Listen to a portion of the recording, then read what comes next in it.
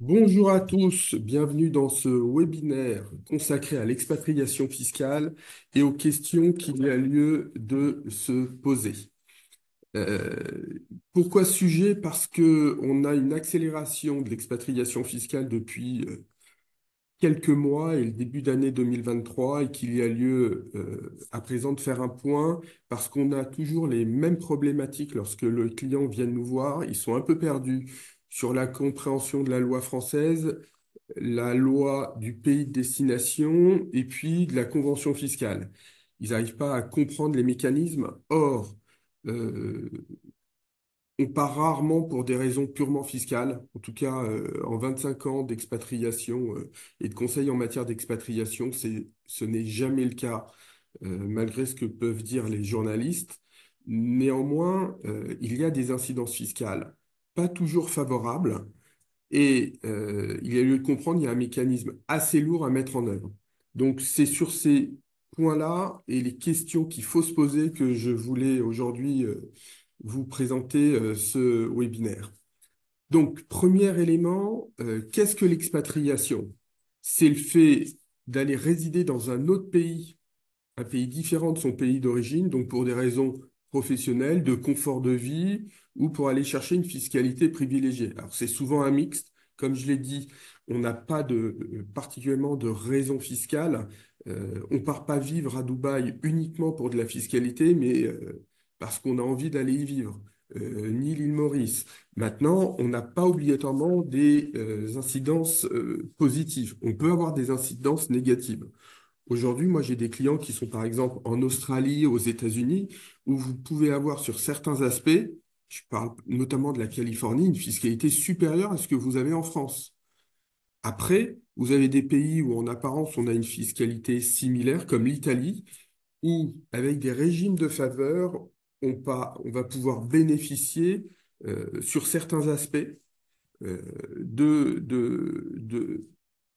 d'avantages fiscaux et souvent notables. Après, on va distinguer les pays qui ont une fiscalité privilégiée permanente, du type Émirats arabes unis avec Dubaï ou l'île Maurice, et ceux qui vont bénéficier de régimes temporaires d'exonération, comme l'Italie, comme la Grèce, euh, ou des spécificités telles que la Belgique, une exonération sur les plus-values de valeur mobilière. Donc, on a un principe de départ de France sur des destinations qui peuvent être fiscalement très différentes. Maintenant, qu'est-ce qui va nous intéresser? Qu'est-ce qui m'intéresse, moi, à chaque fois que je rencontre un nouveau client? D'ailleurs, je leur dis, avant de prendre votre dossier, j'ai besoin de comprendre ce que vous voulez faire et de regarder la notion de résidence fiscale. La résidence fiscale, c'est vraiment la pierre angulaire de la fiscalité internationale.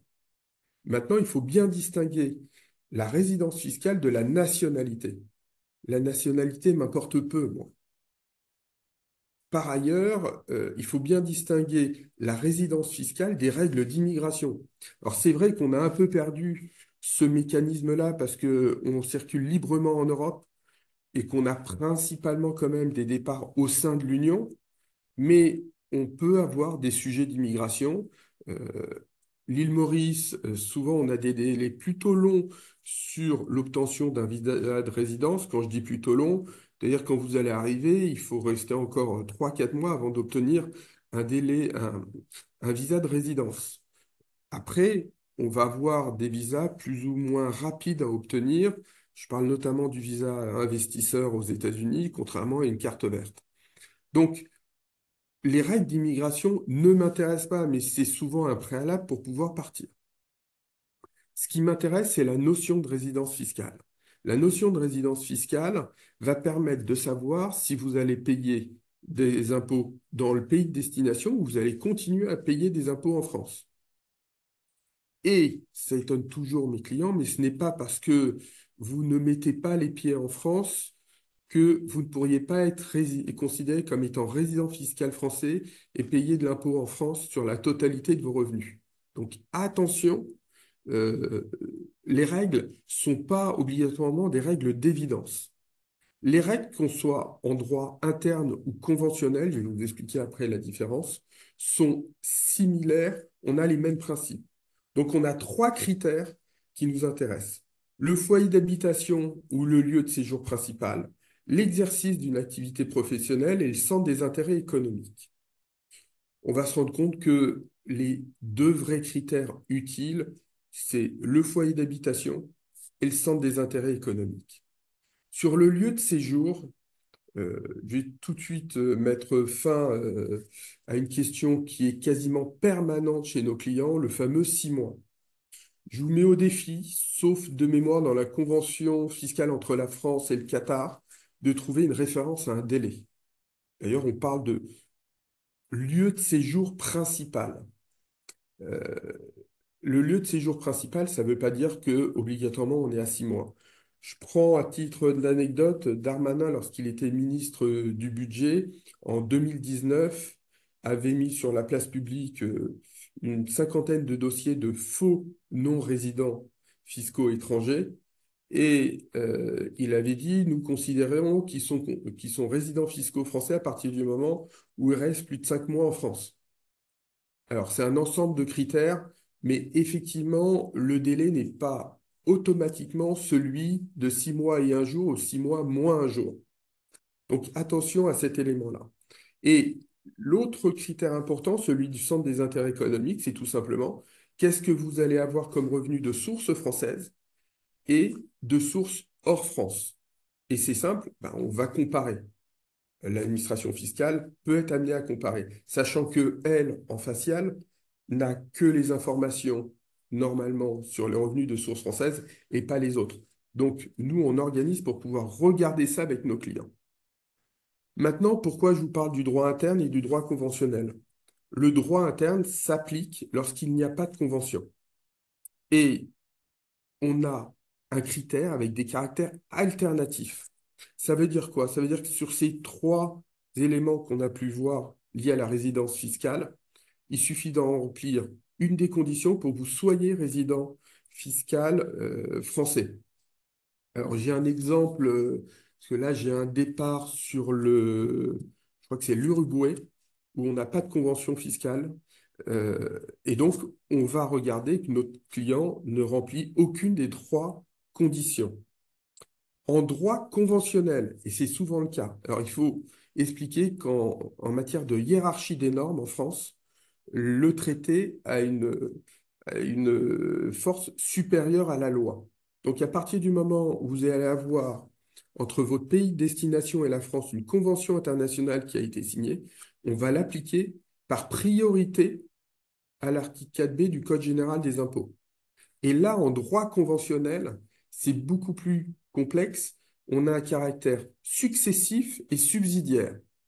Alors, je vous explique ce que ça veut dire, parce que quand on écoute, on se dit de quoi il parle. Ça veut dire qu'on va prendre dans l'ordre les critères, et puis on va regarder si, de part et d'autre, côté français, côté nouvelle destination, vous remplissez ce critère. Si, alors, on va prendre par exemple le foyer d'habitation. Vous décidez de partir en Italie ou à l'île Maurice. On va se poser la question, est-ce que vous avez un foyer d'habitation en France? Est-ce que vous en avez un en Italie ou à l'île Maurice? Si vous n'avez pas de foyer d'habitation en France, ben, on va s'arrêter à ce critère-là. On va dire que vous êtes bien résident fiscal italien ou mauricien parce que votre foyer d'habitation est uniquement dans ces pays-là. Et on n'ira pas voir les autres critères. Maintenant, si vous avez conservé un foyer d'habitation en France, alors un foyer d'habitation, ça peut être une ancienne résidence secondaire ou votre ancienne résidence principale, et que vous avez un foyer d'habitation dans le pays de destination, c'est généralement le cas, ben, on va aller chercher le deuxième critère, le lieu de séjour, l'exercice d'une activité professionnelle, puis le centre des intérêts économiques. C'est pour ça que dans nos préconisations, et c'est pour ça que notre analyse de départ est avant tout celle-ci, de dire est-ce qu'on peut vous faire partir, est-ce que vous allez remplir les conditions, c'est de se dire, je peux être amené quelquefois à dire à mes clients, il faut que vous vendiez votre foyer d'habitation ou vous le mettiez en location. Ou, éventuellement, il y a un critère qu'on aime bien utiliser, le principe du commodat, qu'on peut faire, c'est une location non payée, souvent aux enfants. Donc voilà, l'élément essentiel, c'est la résidence fiscale et pouvoir l'analyser de part et d'autre. Et chaque cas est différent. C'est d'ailleurs pour ça que si vous avez beaucoup de placements financiers, euh, au moment où vous allez partir, on va souvent vous demander de transférer ces avoirs hors de France. Pas obligatoirement dans l'état de destination, mais en tout cas hors de France. Donc, c'est la pierre angulaire et notre première analyse. Une fois qu'on a dit ça, on va pouvoir passer sur la méthodologie du départ de France. Et donc, on va aller analyser la fiscalité dans le pays de destination.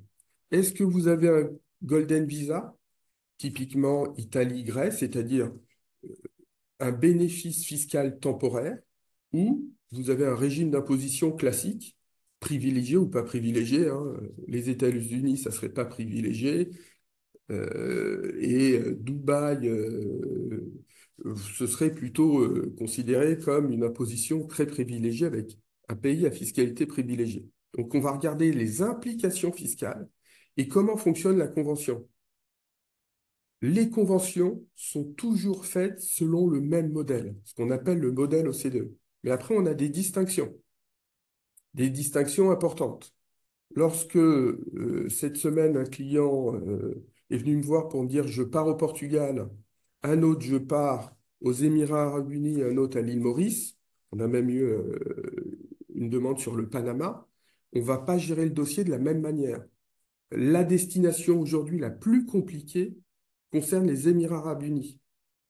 Parce que la convention, et notamment on a un article, ce que moi j'appelle une clause balai, 19.2, qui nous pose beaucoup de difficultés. Il faut couper beaucoup de liens avec la France. Donc, on va regarder comment ça fonctionne, et puis aussi euh, ce que vous faites, qui vous êtes. Est-ce que vous êtes un dirigeant d'entreprise?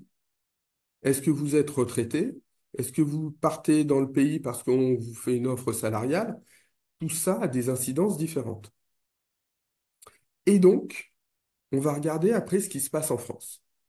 Notre premier réflexe en France est de regarder si nos clients vont être assujettis à l'exit tax. Alors, je ne vais pas rentrer dans le débat de l'exit tax parce que c'est un peu compliqué, mais il faut savoir que lorsqu'on rentre dans le critère de l'exit tax, et l'exit tax s'applique à partir du moment où on détient des titres d'une société soumise à l'impôt sur les sociétés et qu'on a des plus-values latentes. Alors après, on a d'autres conditions, mais euh, on va avoir un sujet, c'est en fonction de la destination, vous devez préparer un dossier plus ou moins rapidement. Vous partez par exemple en Italie. Le dossier d'exit tax qu'on prépare au moment du départ ne sera déposé qu'avec la déclaration d'impôt en France de l'année de départ. C'est-à-dire que vous partez en Italie avant la fin de l'année, le dossier d'exit tax, on va le déposer avec votre déclaration des revenus de 2024 en mai 2025, mai ou juin 2025. À l'inverse, vous partez dans une destination, il y en a beaucoup, où le pays n'a pas signé avec la France une convention en matière de recouvrement d'impôts. Et donc, il faut déposer votre dossier au moins 3 mois avant de partir. Alors, c'est le cas typiquement des Émirats arabes unis, ce n'est pas le cas de l'île Maurice, c'est le cas de Hong Kong, c'est le cas de l'Argentine, parce que c'est des dossiers qu'on voit nous à l'heure actuelle. Donc, attention, attention à cet élément-là. Quand on vient nous voir un mois avant et qu'on nous dit ah ben, je m'en vais dans un mois et on leur explique ben non, vous avez l'exit tax, effectivement, ça complique le départ de France.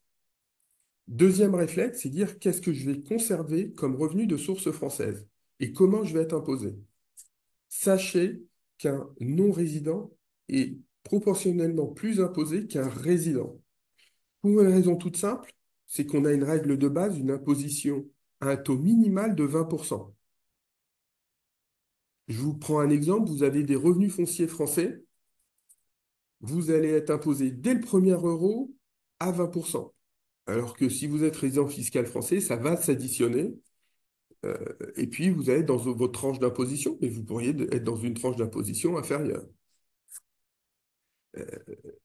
Autre exemple, les retraites. On va regarder, on va différencier les retraites privées des retraites publiques. Les retraites publiques sont toujours imposables en France, les retraites privées dans l'état de résidence. Donc, on va aller regarder quel est votre patrimoine de source française, qu'est-ce que vous allez conserver, comment ça va être traité en termes de revenus, de plus-value, d'impôt sur la fortune. Ce n'est pas parce qu'on part qu'on arrête de payer de l'impôt sur la fortune. Et typiquement, si votre impôt sur la fortune ne concerne que des biens immobiliers français avec votre résidence principale actuelle, le jour où vous partez, votre impôt sur la fortune va augmenter puisque vous allez perdre le bénéfice de votre exonération de 30%. Donc, attention à cet aspect-là. Puis, dernier élément, on va assister, on va regarder, on va faire des préconisations concernant l'information de l'administration fiscale au moment du départ de France et regarder aussi les incidences sociales.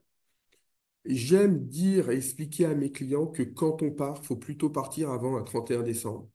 Et lorsqu'on revient en France, on revient après un 2 janvier. Alors, il y a des raisons qui sont liées à l'impôt sur la fortune, à l'impôt sur le revenu, et puis des raisons aussi mécaniques, notamment parce que si vous partez un 2 janvier, l'administration n'officialisera votre départ de France qu'en mai de l'année d'après, qu'en septembre de l'année d'après, donc près de 18 mois après. Donc ça va être un peu compliqué. Parce que je prends le cas d'un couple retraité, vous partez, en droit, comme je l'ai dit, vos retraites privées ne sont plus imposables en France.